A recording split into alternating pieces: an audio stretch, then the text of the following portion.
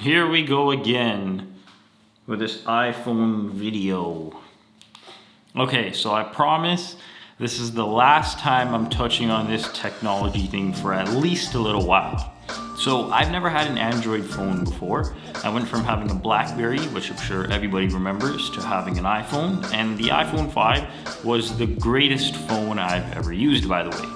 So, we all know Apple, right? The company that makes iPhones and iPads and MacBooks and AirPods and all these amazing devices, right? They have iMessage, and it's almost like if you have an Apple product, you're in this exclusive club, for, lack of a better word. But then when you think about it, it's like you just buy the things to be in the club, and, the club sells you more expensive items than other clubs in the market.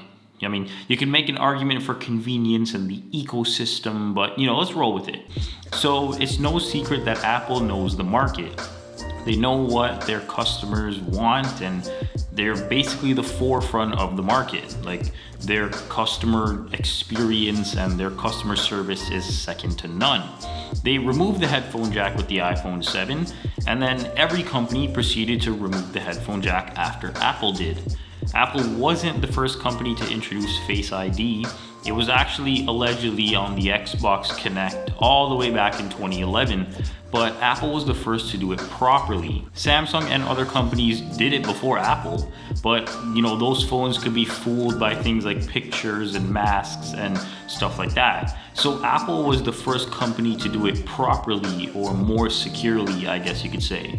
Now lots of phones have Face ID. It's almost like Apple sees things in the market and they see problems with those items, like the Face ID.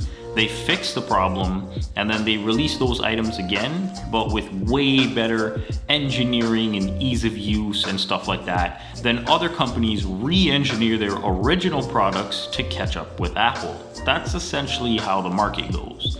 But let me really get down to what I was trying to say in this video, because otherwise my audience retention is going to be terrible. So we all know the iPhone, right? It's Apple's most popular product by far, and accounted for something like 60% of their revenue in 2019 with the launch of the iPhone 11. So it's pretty good, all things considered. I'm going to touch on the 120Hz display with the iPhone 13 Pro and Pro Max, because that's the talk of the town right now. So 120Hz is nothing new. Androids have been doing it for years. Other phone manufacturers have 90 Hz or even 144 Hz on their phones.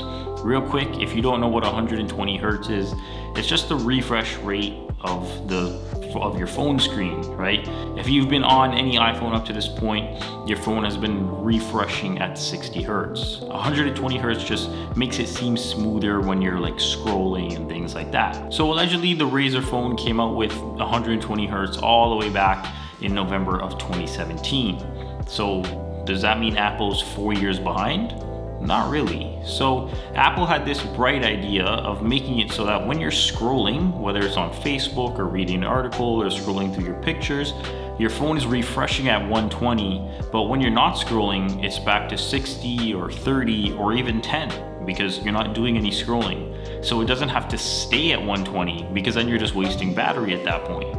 It's like telling your friends you'll be online to play PS4 at 8, but you leave your PS4 on until 8 and then you go play. It doesn't make sense, because then you're just wasting electricity, or in this case, battery.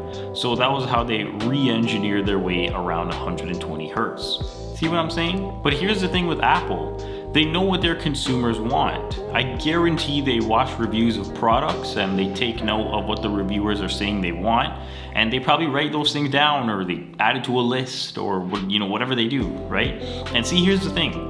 120 Hz screens were out in 2017, like I said. So I'm assuming it was on Apple's radar then. It took them 4 years to add it to their lineup of phones, and now, because they know consumers wanted it, they know people are gonna go out and get it, hence the waiting period on my carrier's website. Then what's the next thing? They know they had the design down when the phones were flat with the iPhone 5 and 5S and stuff like that. Then on the 6, they changed it to have a camera bump, which was, 7 years ago? It wasn't until last year with the 12 that they brought back the flat design, which they knew people wanted.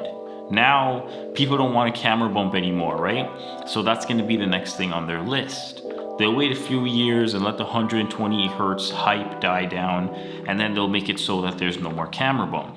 By the way, 120 hertz is only on the 13 Pro and Pro Max. So that means that next year, the people who don't get the Pro or Pro Max will upgrade to the 14 if they add the 120 hertz to the regular 14 and 14 mini, if there is one, because leaks are saying that allegedly there won't be a 14 mini. But you see what I'm saying? They have this list of things people want, and they'll add one thing every 2 years to keep the people coming back and buying the next one and the next one and the next one. That's why I say there will never be a perfect device. Never. They added 120 hertz in 2021 on the Pros. Next year it'll be 120 on the regular ones and battery upgrades.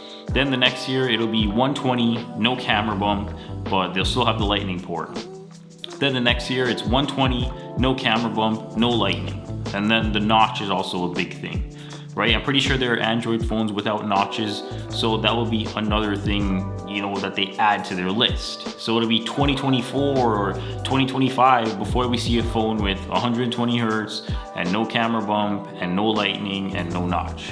It obviously doesn't have to be in that order, but those features are some of the most popular ones that iPhone customers want, so they know what to add. They're not stupid. That's why there will never be a perfect device. Never a perfect iPhone, never a perfect iPad, never a perfect MacBook, because they'll add, things and features, but never all at once.